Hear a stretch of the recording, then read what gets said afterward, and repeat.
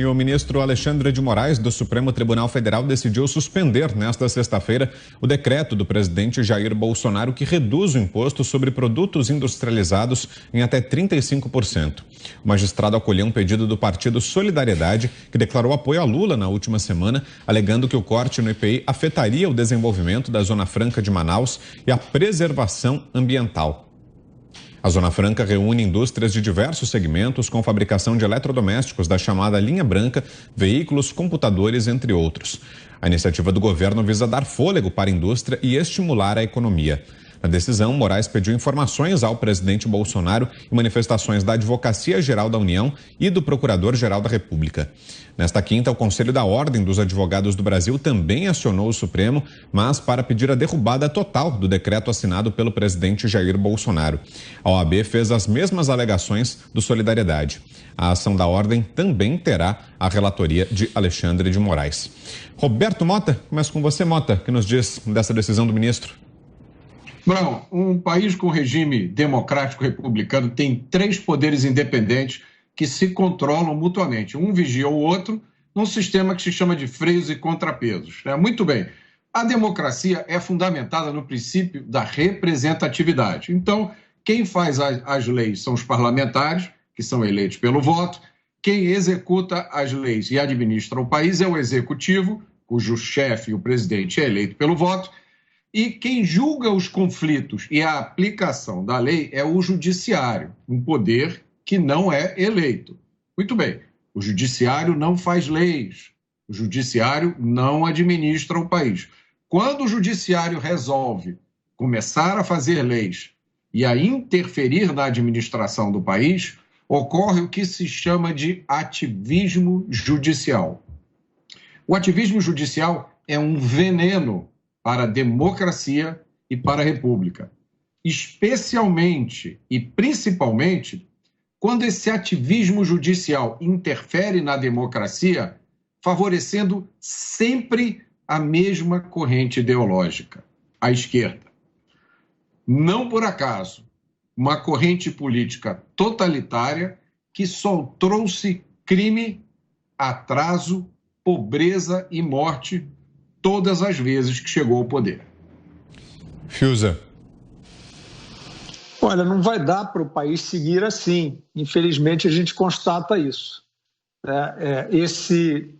Esse delírio protagonizado pelo ministro Alexandre de Moraes, de passar a se apresentar como crivo para todas as ações do poder público, é assim porque ele já interferiu em outras medidas, ele interferiu, por exemplo, na nomeação do diretor-geral da Polícia Federal.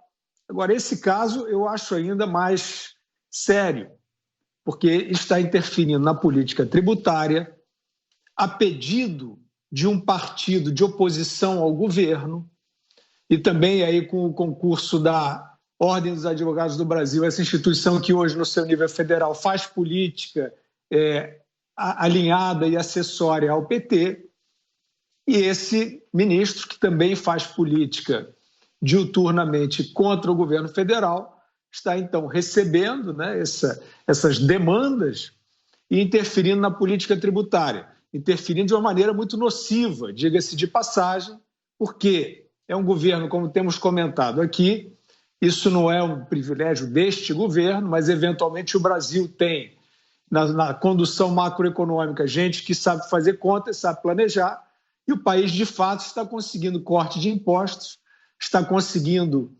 oxigenar a economia num período muito difícil, de muita retração, e conseguindo, assim, uma retomada econômica muito difícil nos tempos de adversidade que nós temos. E vem um ministro, mais uma vez, agindo de forma singular, monocrática e interferindo, colocando a sua caneta na política tributária de um jeito evidentemente abusivo. Eu digo que não é possível continuar dessa maneira, porque existe a cumplicidade aí do Congresso, existe a cumplicidade da imprensa com essas ações do Alexandre de Moraes, realmente criaram essa historinha grosseira de que ele é um justiceiro antibolsonarista. Isso aí justifica tudo que ele possa fazer, inclusive essa exorbitância, e é claro que o país não vai poder transigir com isso. O Alexandre de Moraes não pode ser o ministro da Economia, não pode ser o árbitro da política tributária. Então, a pergunta às demais instituições é a seguinte: o Alexandre de Moraes é o árbitro da política tributária? Se ele não é, as instituições vão precisar contrapor esse tipo de ação. Por exemplo, como nós já temos citado aqui, esta medida salutar, democrática, do Senado, de senadores, de apresentar um convite para que o ministro Moraes possa ir ao Senado, convidado, explicar esse tipo de medida. Veja que coisa democrática. Olha, ministro, nós estamos achando aqui que a sociedade, as instituições não estão compreendendo uma parte das suas ações. O senhor venha ao Parlamento, à Casa do Povo, e disserte sobre elas, com o contraste democrático dos senadores. Não, mas aí o presidente do Senado, Rodrigo Pacheco, no mesmo dia que vai visitar o presidente do Supremo, não acolhe, não acata esse pedido e também não explica por quê. O que acontece com servidores públicos, que são servidores públicos, eleitos ou não são servidores públicos, que passam a agir tendo como critério a sua própria vontade pessoal, passam a agir de forma com inclinação absolutista, o tal poder moderador, né, que andou dizendo aí o Dias Toffoli. Isso acontece que você estraga o bom funcionamento da democracia, você cria conflagração, e isso, evidentemente, o país não quer, mas estes servidores estão empurrando o país para essa direção. Ana. Ele agora, além de guardião da Constituição, né, um guardião que não guarda absolutamente nada constitucionalmente, ele agora é especialista tributário, né, além de ser aí uma pedra no caminho do progresso, do real progresso do Brasil. Eu vou puxar o que o Fiuza disse em relação ao Senado. Senhor Pacheco, estamos a semana inteira perguntando: o senhor vai continuar nesse silêncio covarde diante do que esse ministro vem fazendo, interferindo em prerrogativas do Legislativo, interferindo em prerrogativas do Executivo? O povo elegeu os parlamentares, senhor Pacheco. O senhor vai continuar blindando ministros como o Alexandre de Moraes, que vem aí numa batida forte, inconstitucional, ilegal, sabotadora, porque agora ele virou, né, especialista em tributos no Brasil. E aí, curioso que para proteger, alegando, né, a proteção aí à Zona Franca, vamos colocar o consumidor e a livre concorrência na lata do lixo, né? Será que existe algum interesse financeiro em relação a isso? Porque não é possível. O consumidor brasileiro, né, como a iniciativa do governo aí mostrava que visava dar um fôlego exatamente para a indústria e estimular a economia, estimular a concorrência, e no final dessa cadeia, né, no final aí dessa cascata, o consumidor ser o grande beneficiado com essas medidas, aí vem o projeto de tirano aí do Supremo Tribunal Federal e resolve colocar, empacar mais uma vez qualquer caminho que nós pensemos em tirar o Estado, em alimentar a economia, estimular o crescimento econômico. E aí fica a pergunta, né, que não quer calar o tempo todo: senhor Rodrigo Pacheco, até quando o silêncio? Por que o Alexandre de Moraes não pode vir até o Senado e explicar e responder questionamentos pertinentes dos parlamentares, dos senadores? Quantos ministros do governo do presidente Jair Bolsonaro já atenderam requerimentos parecidos com esse?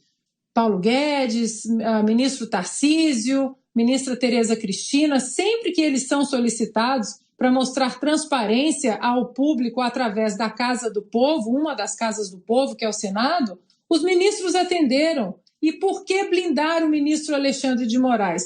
Então, mais uma vez, fica aí a pergunta para o senhor ministro, para o senhor Rodrigo Pacheco, se ele vai continuar aí no silêncio, nessa covardia desse silêncio. E para o senhor ministro Alexandre de Moraes, vamos repetir o que falamos aqui essa semana: o senhor Data Vênia vá trabalhar e deixe o país em paz. Você, Zé, 2 minutos. Olha, Ana, você tem toda a razão quando fala que este é um assunto do Congresso Nacional. Estou acostumado a acompanhar este assunto, esse debate que é profundo e remonta aos tempos lá da Constituinte.